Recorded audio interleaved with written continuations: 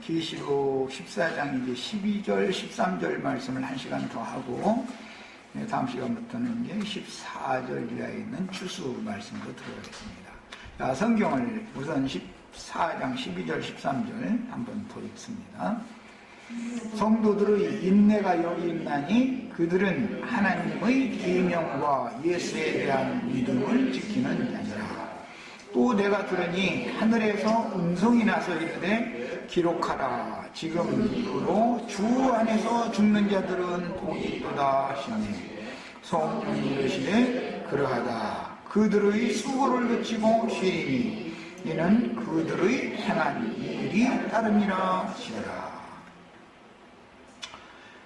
간략한 두 절의 말씀이지만 성경의 구속사를 전체적으로 요약하고 결론을 내리는 말씀입니다. 지난 시간에 이미 말씀을 나눴고 그런 관점에서 오늘 또 말씀을 이어가겠습니다. 하나님의 계명이라고 하는 것은 창세기 1장 1절에서 계시록 22장 21절까지 전체가 다 하나님의 계명이지만 이것을 구약시대에 요약을 해서 말씀할 때는 10계명이라고 그랬고 이것을 두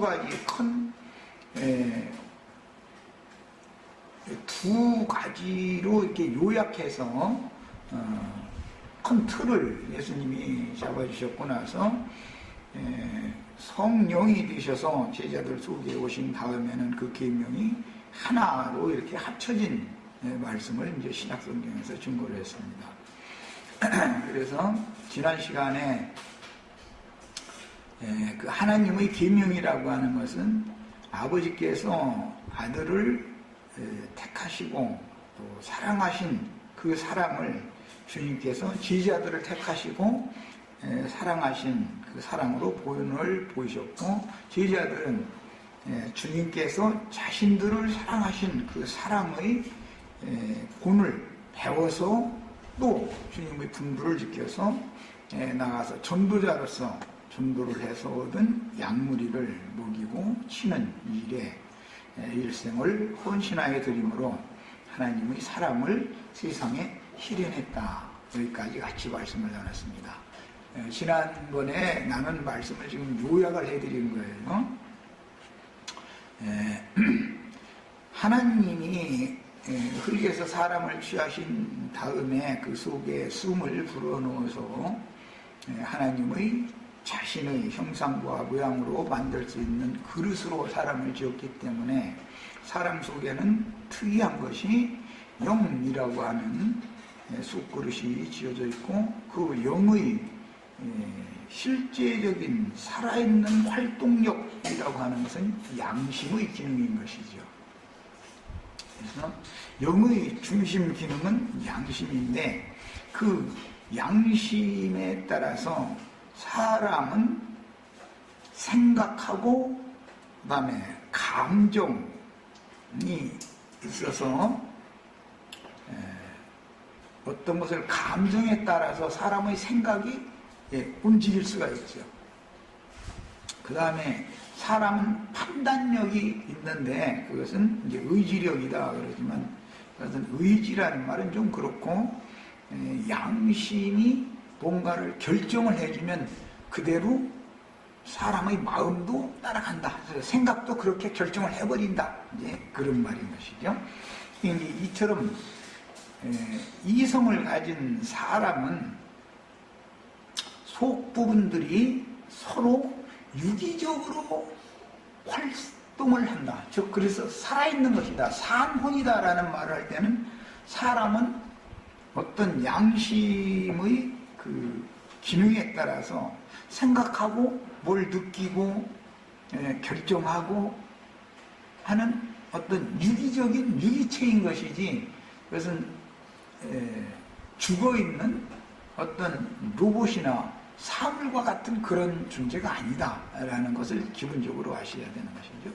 그런데 이제 예정론 사상이 틀린 것은 사람은 로봇과 똑같다. 무생물이나 뭐 돌멩이나 뭐 이런 거 똑같다. 생물체나 똑같다. 뭐 이런 식으로 그런 시작을 거기에서 하기 때문에 모든 것이 다 잘못 틀어져 버리는 것이죠. 사람은 유기적으로 속이 움직일 수 있고 살아서 활동을 하는 거예요. 속에서. 이것이 하나님의 형상과 모양으로 만들 수 있는 그릇으로 지음을 받았다는 특징이다. 그래서 이런 경우를 이어서 산혼이다 이 말은 생명체다. 육신이 몸이 꼭 살아있는 것만이 다가 아니고 속에도 뭔가 살아서 움직이는 게 있다는 것이죠.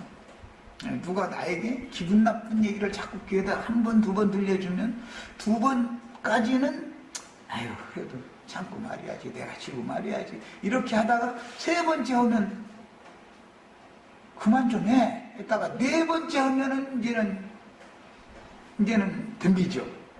그건 무슨 뜻이에요? 살아있는 유기체다 이런 거예요. 속이 죽어있는 사람은 없죠. 죽어있으면 사람이 아닌 것이죠. 그거는.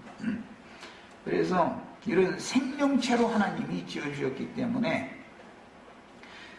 어떤 경우는 감정에 치우치면 생각이 감정에게 영향을 받을 수도 있고 냉철한 이성에 너무 치우치다 보면 감정이 차갑고 그 이성에 지배를 받을 수도 있죠. 그래서 사람의 생각은 항상 움직일 수가 있는 거예요. 감정에 따라서 움직일 수도 있고 생각에 따라서 감정이 움직일 수도 있고 그 사람의 생각과 감정에 따라서 그 사람이 양심의 능력보다도 양심은 이미 죽은 상태니까 하나님이 앞에서 하나님이 버리고 떠나신 상태가 됐었기 때문에 자연인이라는 것은 하나님의 양심과는 다른 양심을, 즉 신약의 용어로는 부패한 양심을 모든 사람들이 가지고 있기 때문에 모든 것을 판단하는 것이 정말로 가장 정확하냐, 신이 생각하는 것만큼 정확한 기준이 되느냐, 이건 아니다라는 것이죠. 그렇지만 사람은 자기 나름의 양심에 따라서 뭘 생각하고 판단하고 결정을 하는 살아있는 유기체다. 이런 상태를 부패한 혼을 가진 사람이다 라고 말을 하는 거예요. 사랑이라는 용어, 이것은 사람이 살아있는 유기체라는 증거다. 예를 들어서 상대방이 나에게 어떻게 대해주면 나도 모르는 사이에 그 사람을 사랑하게 되죠.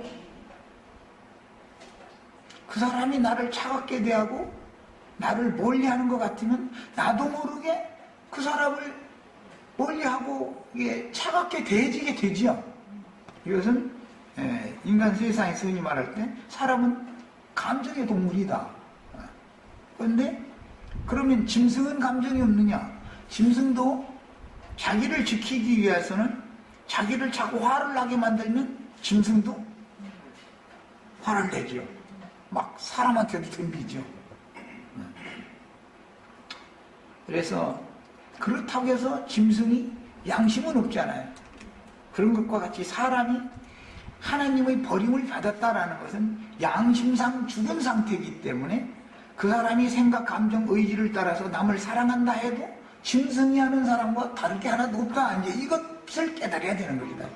그래서 내가 너희를 사랑한 것과 같이라는 말을 기본적으로 이해를 해야 되는데 이 문제를 모르는 상태에서 그냥 사람들은 내가 너희를 사랑한 것과 같이라는 앞부분은 빼버리고 너희가 서로 사랑하라 이것만 자꾸 강조를 하다 보니까 종교일을 자꾸 만들고 자기도 못하는 사랑을 남보고 하라고 자꾸 요구하는 바리새인이 되고 싶어서 되는 게 아니라 그렇게 되는 것이죠. 율법주의자가 되는 것이죠. 이런 것을 지난 시간에 강좌에서 말씀을 나눴고 지난 시간에 자료를 하나 해드렸었는데 그걸 다 마치지는 못했고 오늘 이제 그 부분을 첫 시간 다룰 겁니다. 베드로가 주님을 참 깊이 사랑했습니다. 베드로가 주님을 사랑하지 않은 게 아니었죠. 요한복음 21장에 보면 네가 이 모든 사람들보다 나를 더 사랑하느냐, 그러니까 내가 주님을 사랑하는 거 주님은 아시지 않습니까? 이렇게 대답을 했어요. 베드로가 정말로 주님을 사랑하지 않았느냐면 사랑했어요. 베드로 나름 무의 사랑을 한 거죠. 사랑했는데 그 사랑이 거짓된 것이다 라는 것을 예수님이 가르쳐야 되는 것이죠. 그래야 내가 너희를 사랑한 것과 같이 서로 사랑해라 하는 그 사랑을 할 수가 있으니까 베드로가 사랑한 그 사랑으로 해가지고는 서로 상처를 주고받게 되는 것이죠. 심지어 자기의 아버지와 스승인 예수님에게도 깊은 상처를 입히는 사랑을 했던 거잖아요.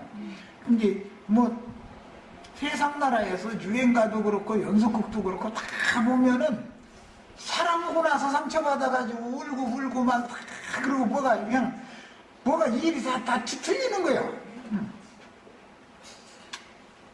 그리고 또 세상 나라에서도 보면은 어떤 문제를 잘 정리해주는 사람이 있는가 하면 그 사람이 이제 복을 전해주는 사람이죠. 육신적인 세계에서도 그렇다는 거예요.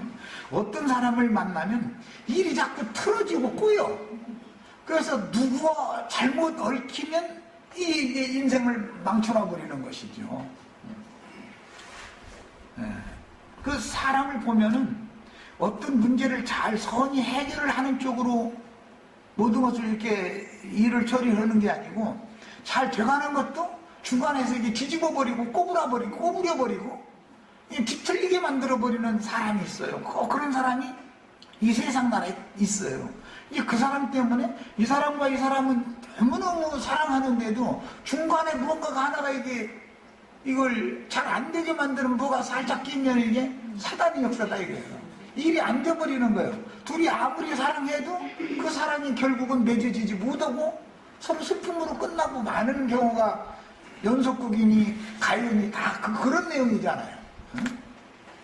그래서 우리는 주님의 사랑을 먼저 받아야 하나님과 죄인들 사이가 뭔가 지금 원수 상태가 되어지고 이게 뭔가가 그냥 너무 어려운 관계가 되어 있는 거예요. 하나님과 인간 사이라는 것은 이 관계를 잘 화목되게 하고 풀리게 만들고 해결되게 만드는 사람을 할 줄 알아야 된다 이거예요. 주님께서 내가 너희를 사랑하는 것과 같이라는 말은 가장 공의롭고 의롭고 거룩하신 신과 죄인이 되어져 버린 인간들 사이의 관계성이 뭔가 잘못되어 있기 때문에 이 문제를 잘 해결해서 풀어서 서로 화목된 좋은 관계가 되도록 어떤 얽히고 설킨 것 문제들을 풀어주러 세상에 오셔서 그 일을 위해서 생명을 바친 사람을 제자들에게 본을 보시고 너희도 나같이 내가 본을 보인 이런 사랑을 서로가 해야 된다 그 얘기를 하셨던 거단 말이에요. 그런데 이 문제를 이 말을 못 알아듣고서 우리가 서로 사랑하자 이러면은 율법주의자가 된다. 율법주의자가 오죽 하면 나는 이제 자꾸 사랑 타령하는 사람들 보고 당신은 누구에게 사랑을 어떻게 했길래 자꾸 사랑을 하라고 했었느냐고 당신이 사랑했다는 그 사랑을 한번 내놔보라고 그러면은 또 자기는 내놓고 싶으니까 우물우물하고 남보고는 자꾸 사랑하자 여기는 사랑이 없느니 있느니 뭐냐 이렇게 정죄를 많이 하는데 이런 사람들이 알고 보면 광명을 가장한 사탄이다 이게 사탄이 끼면은 마가 낀다. 어떤 일에 잘 풀려가다가도 꼬인다라는 말은 마가 꼈다 이제 마귀 역사 사탄의 역사가 지금 여기 끼어들었다 이제 이 말인데 그것이 얼마나 인간 세상에서 그런 어떤 마귀가 역사가 있으면 세상 일이 잘 틀어지는 것처럼 교회 생활을 어렵게 만드는 일도 영적인 그런 사탄이 그런 방식으로 교회에 들어와서 교회를 어지럽게 만들고 어렵게 만들고 서로 질시하게 만들고 서로가 미워하게 만들고 결국은 분열을 일으키게 만들고 이렇게 화합이 안 되게 만든다 이거예요. 무엇이 그런다고요? 사랑이 그런 거예요. 사랑이. 이것을 잘 배우셔야 되겠어요 오늘요. 요한복음 21장을 다 같이 펴니다. 우리 다 여러 번 읽어봤던 말씀이에요. 거기는 요한복음 21장 말씀은 베드로가 주님을 엄청나게 사랑했어요. 그런데 그 사랑의 결과가 예수님을 정말로 아프게 했죠. 로마 군병이 뭐 옷을 박아서 손바닥, 발바닥이 아픈 게 아니고 옆구리에 뭐 창으로 옆구리를 찔러가지고서 옆구리가 아팠던 게 아니고 예수님의 영혼이 아팠단 말이에요. 그것은 로마 군병이 육신을 어떻게 아프게 해서 아픈 그거하고는 상관이 없는 거예요. 그것은 아픔도 아니죠. 예수님은 이미 그 길을 가야 된다는 이미 결정을 다 해버렸는데 당연한 일이죠. 그러나 서로가 사랑했던 관계였던 제자들 중에서도 머리 제자가 되는 베드로가 예수님을 그야말로 가슴에다가 못을 박고 손발에다가 못을 박는 짓을 해서 예수님을 가장 큰 상처를 입힌 사람이 대표자가 베드로였다. 가룟 유다가 상처를 입힌 것 같이 사람들이 생각하지만 가룟 유다는 이미 너희 중에 하나는 마귀다 그래가지고 가룟 유다를 주님이 사랑하시지 않았기 때문에 예수님이 마귀 사랑할 일은 없으니까 사랑하시지 않았기 때문에 가룟 유다는 예수님을 은삼십에 팔아넘기는 것이 당연한 일인 거예요. 그러니까 빨리 속히 네 할 일을 해라 그랬던 거예요. 이 가룟 유다가 배도하는 것은 그건 당연한 일인 거예요. 그런데 베드로가 배도를 하면은 이것은 예수님이 깊은 상처를 받는 일이다. 그것은 베드로가 예수님을 사랑을 안 했다는 게 아니라 사랑을 했지만 그 사랑은 예수님이 베드로를 사랑한 사랑과는 전혀 다른 개념의 사랑을 했기 때문에 이런 결과가 왔다. 이걸 지금 베드로에게 먼저 가르쳐 주셔야 되는 거예요. 이것이 실제적인 유월절이에요. 심판이 건너간다. 어떻게 심판이 건너가느냐 이거 어떻게. 그 밤에 있었던 일이 뭐예요? 세 번 예수님을 부인한 것이지요. 예수님이 네가 오늘 밤 닭이 2번 울기 전에 나를 3번 부인하리라. 예수님 미리 예고를 했어요. 사탄이 너를 밀가 부르듯 하겠지만은 그러나 너는 네 형제들 예수님이 이제 예수님의 제자들이지만 베드로에게 맡긴 제자들이죠. 이제는 지금까지는 예수님이 11제자를 다 이끌고 왔지만 앞으로는 베드로가 나머지 10제자를 이끌고 가야 되잖아요.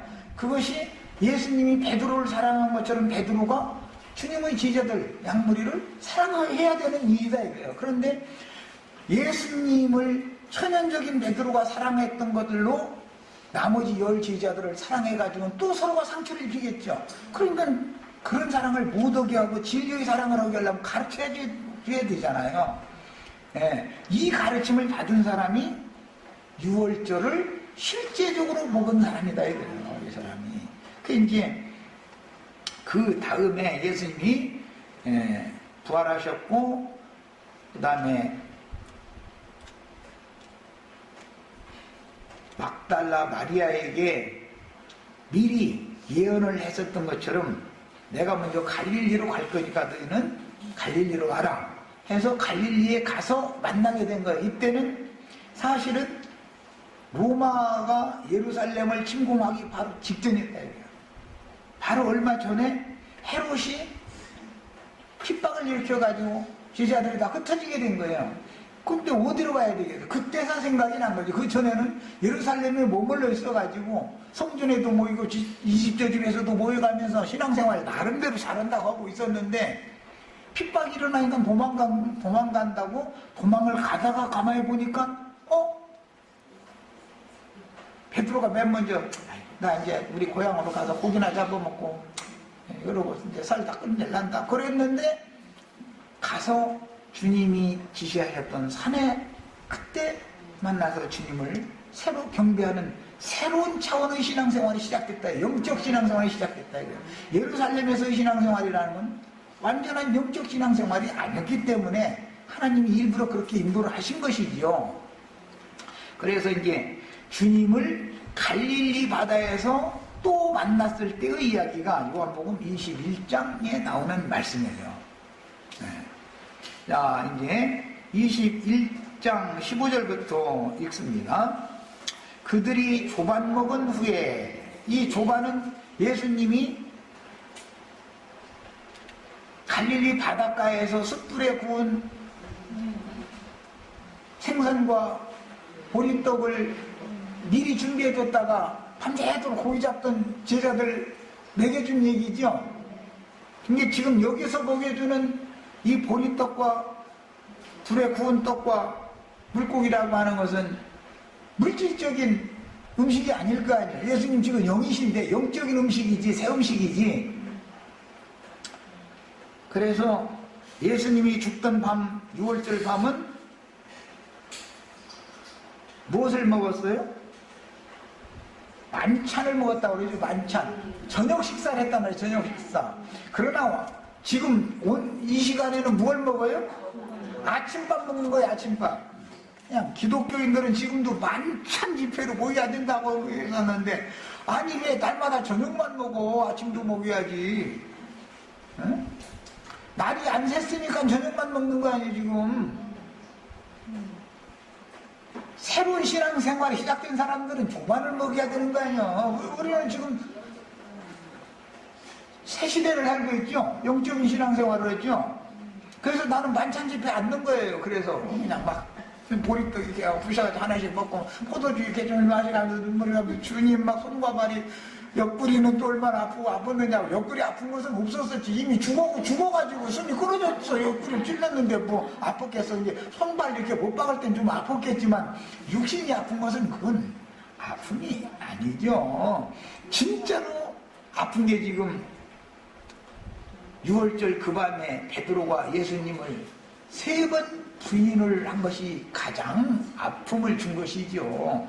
그래서 그게 왜 그랬느냐, 예수님을 너무 사랑하다 보니까 너무 사랑이 병이 나가지고 사랑병 나가지고 예수님을 그렇게 아프게 한 거예요 지금 얘기가. 그런데 이제는 그 사랑이 예수님이 말씀하시는 부탁하신 사랑이 아니라는 것을 오늘 배워야 되는 거예요. 지금 이 얘기예요.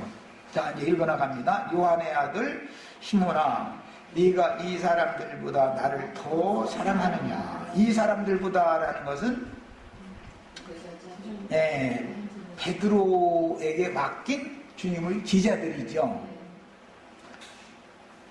이르되 주님 그러하나이다. 내가 주님을 사랑하는 줄 주님께서 아시나이다. 이르시되 내 어린 양을 보이라.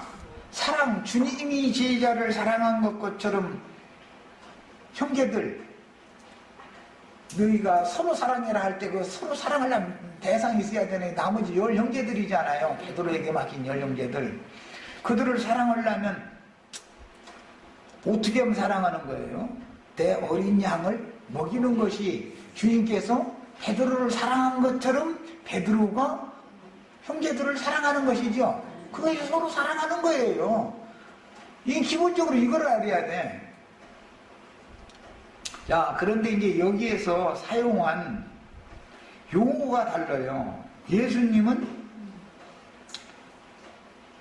나를 더 사랑하느냐 할 때 아가파오라고 하는 용어를 사용을 했고, 내가 주님을 사랑하는 줄 할 때는 필레오라는 용어를 사용을 했어요.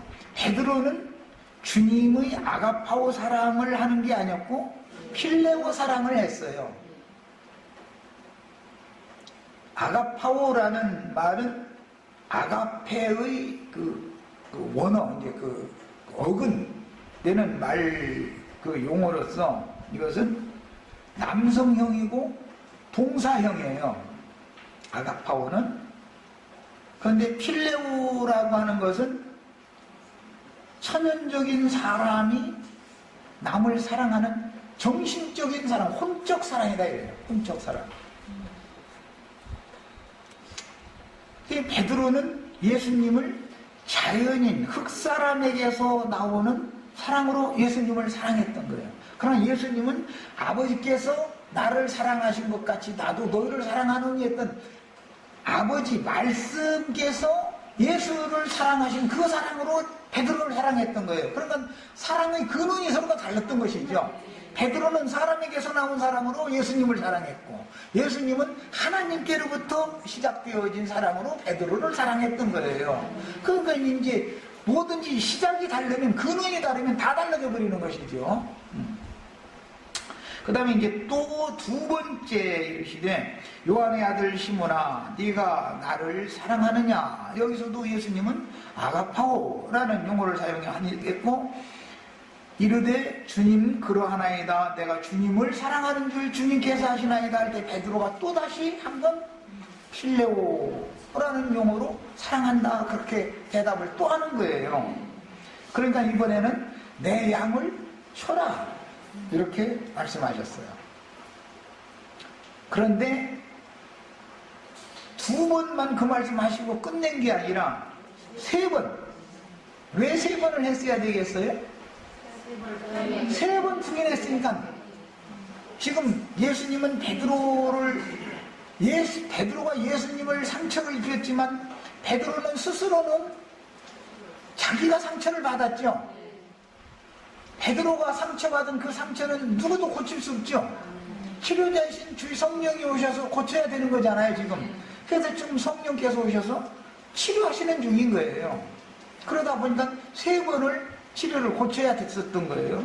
이제 세 번째는 모든 것을 확증할 때는 세 번 하는 거잖아요. 우리나라에서도 뭐 3세판 한다. 씨름하는데 3세판에서 2판 이긴 사람이 이긴 걸 하자. 이러죠. 뭐 운동 경기 하다 보면은 3세판 한다 그러잖아요. 세 번째라는 건 확정이다 이거예요.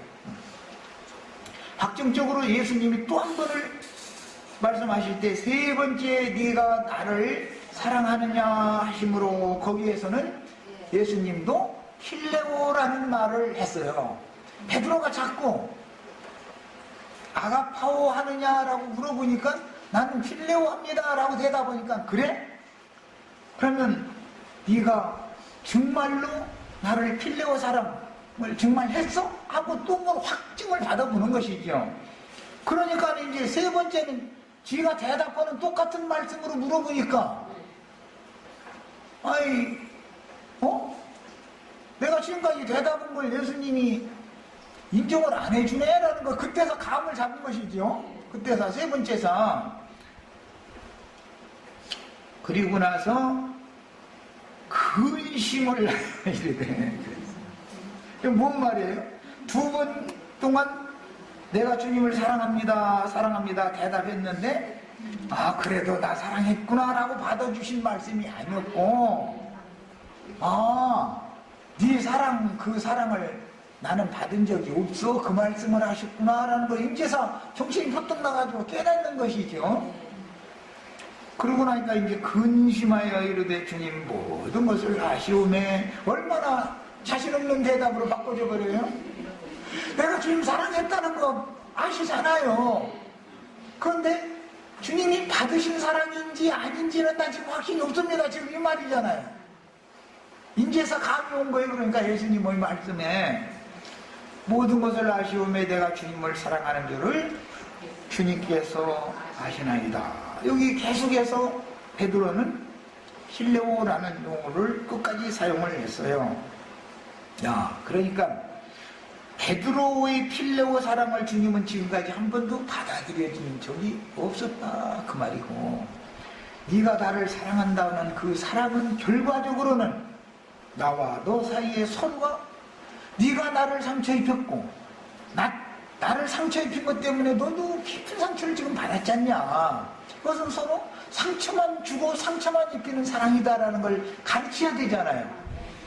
이것을 철두철미하게 배워야 남은 10 제자들을 베드로에게 부탁을 해도 베드로가 예수님을 못 박은 것처럼 또 그 나머지 10 제자들 못 박으면 안 되잖아요.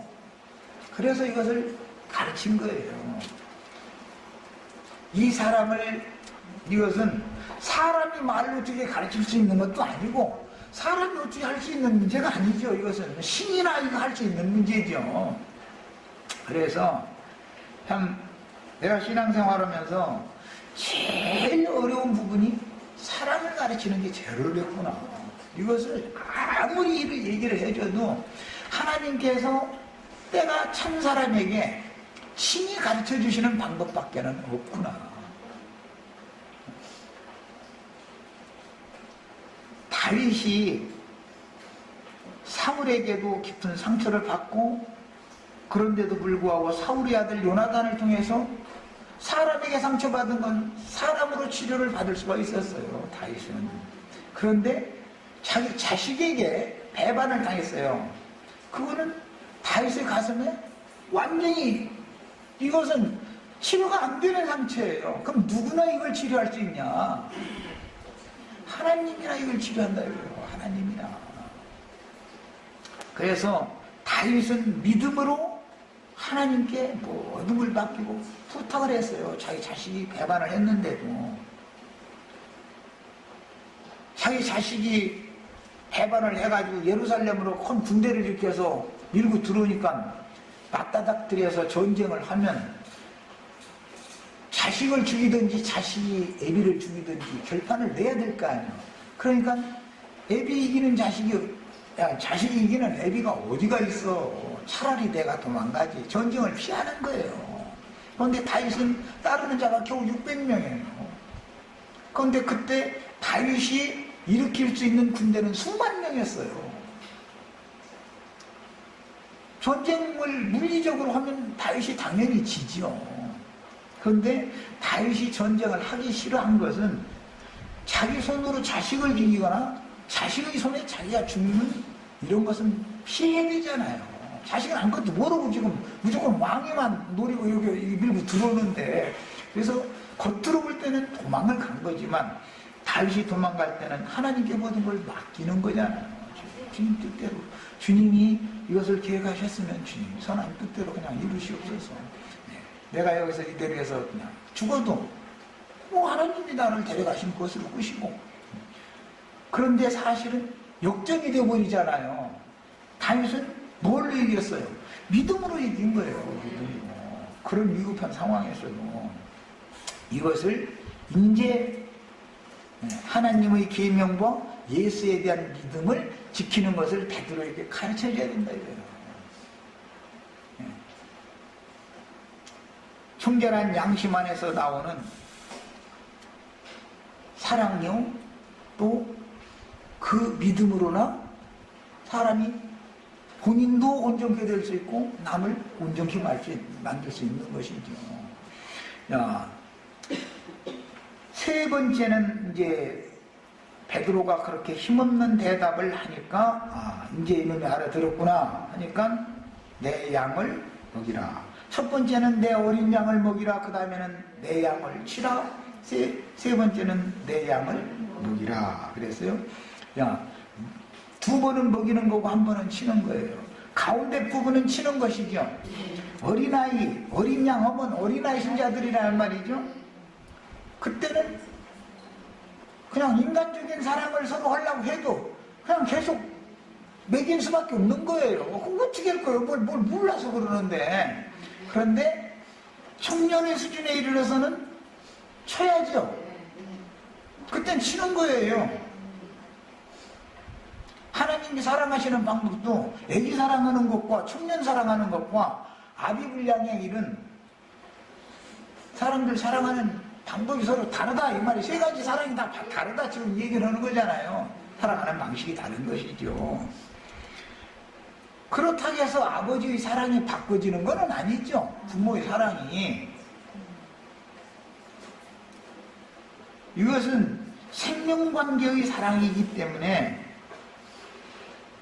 어린아이 때는 혈연적으로, 인간 세상에서도 혈연적으로 막 종이 가는데 어떻게 할 거예요? 그거 사랑을 안 할 수가 없죠. 청년 때는 어린아이 때처럼 사랑을 안 치요. 엄한 사랑을 하죠. 사랑을 하는데. 그러면 어린아이 티를 벗어서 청년의 수준에 이르러야 된다라는 것을 많이 가르친 다음에 치는 사랑을 하면은 못 알아들으면, 그때 못 알아들으면 압살롬과 같은 반역 사건이 일어나게 되는 것이다 이 말이에요. 그때 못 알아들으면. 언제든지 어린아이는 반역을 하지 않습니다. 청년의 때에 반역을 일으키는 거예요. 어버이 때가 되면 반역을 절대 안 일으키죠. 아버지 마음을 본인도 알으니까요. 왜냐하면 지 앞으로도 자식 있고 손자가 딸리면 그때서 우리 아버지가 나를 이렇게 사랑을 했었구나. 그때 어릴 때는 이렇게 해주시더니 내가 좀 자라서 어른 되고 나니까는 나한테 나를 미워하는 것처럼 막 그렇게 어떨 때 보면 힘이 대하시고 그러시더니 아 이게 아버지 마음이었구나 그때서 아는 거잖아요. 이것을 가르친다라는 것은 쉬운 게 아닌 거예요. 이것은 사람의 말로 어떻게 가르치겠어요. 교회 안에는 어린아이도 있고 청년도 있고 아주 불량되는 사람도 있고 한 가족이라는 것은 그 생명의 분량들이 서로가 다른데 세 가지를 교회에서 한꺼번에 한 사람이 다 가르칠 수는 없잖아요. 수준에 따라서 자꾸 말씀을 가르치고 시간이 지남에 따라서 스스로가 따라와야 되는 일인 것이지 이것은 생명이 성장해야 된다 이 말이야. 자, 베드로가 10 제자들을 앞으로 인도를 하는 사명, 직무를 예수님이 하신 직무를 승계받아서 그 사역을 이어서 하려면 이걸 먼저 배웠어야 되는 것이에요. 이것이 배워진 다음에 베드로가 앞으로 너는 내가 너를 사랑했던 그 사랑으로 내 양들을 사랑하게 될 거다라는 말을 지금 나처럼 이렇게 설명해 주시는 게 아니고 내가 진실로 진실로 네게 이르노니 네가 젊어서는 스스로 띠띠고 원하는 것으로 다녔거니와 그것은 아직 네가 청년 때가 뒤에밖에 이르지 못했기 때문에 네가 나에게 깊은 상처를 입혔고 어린아이 제자들이 있으면은 네가 맨 앞장서서 감히 말이요 요한이라는 놈이 앞장서려고 그래? 이놈이 막둥이가 이래가면서 했다 이거예요. 그게 머리 싸움을 해서 주님이 베드로를 이미 머리로 세웠으니까 그걸 가지고 서로 다툴 일이 아니죠. 주님은 이미 결정 다 해놔버렸는데 그러면 요한이 앞으로 나서거나 말거나 그냥 놔둬야 되는데 꼴을 못 봐. 주님이 나만 머리로 삼고 나를 특별히 사랑해야 되는 왜 요한 이게 막둥이를 왜 사랑하냐 이게 꼬마를 이 말을 지금까지 못 알아들었던 것이죠. 그러나 네가 늙어서는 네 팔을 벌리리니 남이 네게 띄우고 원하지 아니하는 곳으로 데려가리라. 여기 남이 누구겠어요? 지나가던 여기 산에 놀러가는 아저씨가 날 예를 드는 거예요. 나를 띄워서 끌고 갈 리는 없잖아요. 여기 들어가지고 같이 저 산에 놀러 가자고 이러고 띄우고 끌고 가려고 하면 나는 거기하고 상관없는 사람이니까 하고 그냥 점잖게 안 가면 되는 일이죠. 그거는. 그런데 하나님의 사랑을 어떻게 하라는 것인가를 친히 성령이 오셔서 가르쳐준 다음에 이제 주님의 양무리를 맡은 베드로를 강제로 띄워가지고 끌고 갈 건데 어디로 끌고 갈 것 같아요? 사랑하느라고 죽는 장소로 끌고 가는 거잖아요. 지금 예수님이 오셔서 아버지의 사랑을 세상에 베푼 것은 제자들에게 배신당해가지고 죽는 대로 간 사람을 한 거잖아요. 내가 베드로야 내가 너한테 이렇게 사랑한 것처럼 너도 내 나머지 10 제자들을 걔들이 네가 원하는 곳으로 못 가게 하고 너 가기 싫다는 곳으로 강제로 끌고 갈 거야. 그러면 네가 끌려가라는 말이요. 막 끌려가지 말고 막 싸우라는 말이요. 네. 끌려가야 된다 이 말이죠. 그건 뭐냐? 그것이 베드로가 어떠한 죽음으로 하나님께 영광을 돌릴 것을 가리키십니다. 자, 이런 것을 일러서 그리스도 인내다 그래요. 그런데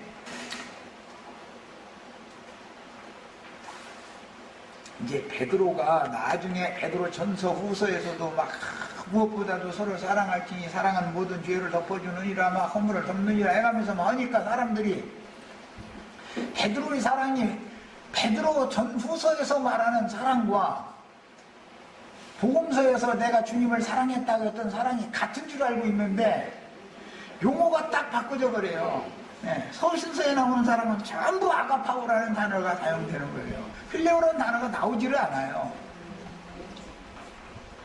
왜 말이 바꿔 적혔어요? 똑같은 사랑이라는 용어인데 이런 것을 우리는 다 배워서 주님의 계명을 지키는 것, 주님의 계명을 지킨다는 게 뭔가 이것을 이 시간에 바르게 잘 이해를 하시고 넘어가셔야 되겠어요.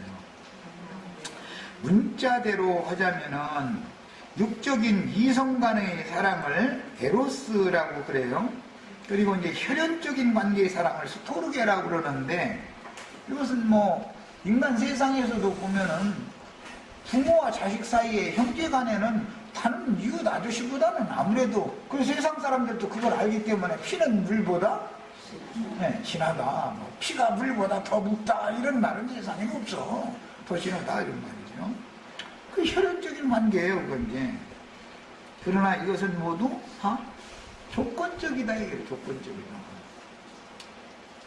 혈연적인 어떤 관계성이 있기 때문에 사랑하는 것이고, 저 사람은 여자고 나는 남자니까 에로스 사랑을 하는 것이지, 여자가 여자를 그렇게 사랑하고 남자가 남자를 그렇게 사랑한다 그러면 그건 얼마나 우스꽝스러운 일이에요. 그거는 그건 말도 안 되는 소리죠. 그것도 무슨 관계성이 있는 거잖아요. 남자는 뭐든지 능동적이고 여자는 수동적이기 때문에, 그릇도 남자는 밖으로 지어놓고 여자는 안으로 지어놔서 이걸 짝을 맞추게 만들어놨기 때문에 조건이 있어서 사랑하는 거예요. 에로스 사랑이라는 게.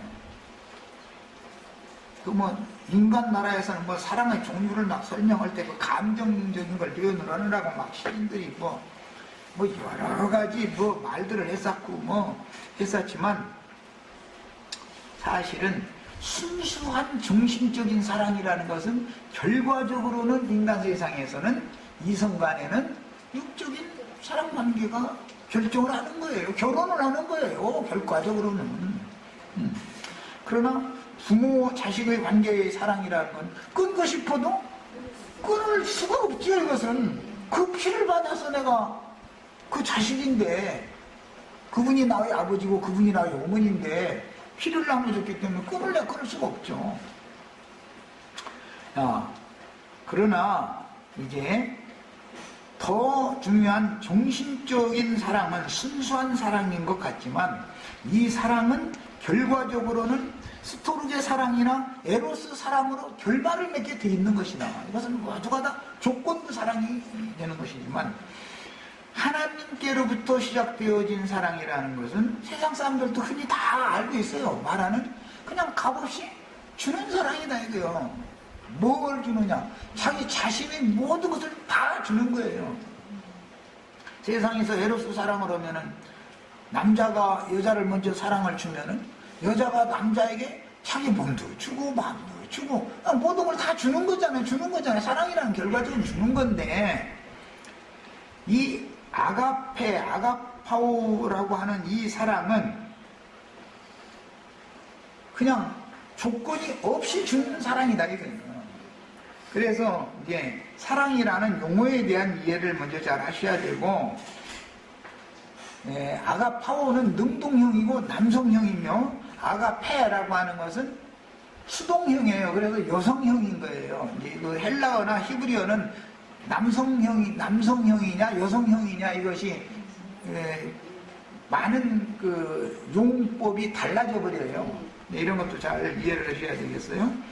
베드로는 평소에 주님을 남은 그 10 제자들보다도 주님의 제자들 중에서도 제일 주님을 사랑한 사람이었어요. 그건 사실이에요. 그러나 그 사랑을 많이 했기 때문에 다른 사람, 남은 10 제자들한테서 상처를 받은 것보다도 베드로에게 예수님이 가장 큰 상처를 받은 것이고, 또 예수님을 상처를 주니까 자기가 상처 줘놓고 나서 상처는 또 지가 받았또. 베드로가 가장 큰 상처 받았죠. 나머지 10 제자들도 막 가슴이 막 쓰리고 아팠다 이런 구절은 안 나와 성경에. 그런 걸 보니까 나머지 제자들은 베드로만큼 그런 깊은 사랑을 하지 않았고 그만큼 깊은 상처를 받지 않았어요. 그것은 나머지 제자들이 주님의 위임을 받은 베드로의 손에 지금 위탁되어진다 이런 말이다 이 말이에요. 이것을 이제 구속사에서는 생명의 계대를 이어가는 거예요. 그 생명의 계대를 이런 방식으로 이어가는 것이다. 이것이 하나님의 사랑이다. 이것을 꼭 이해하시길 바래요. 저 시간 여기까지 해서 마칩니다.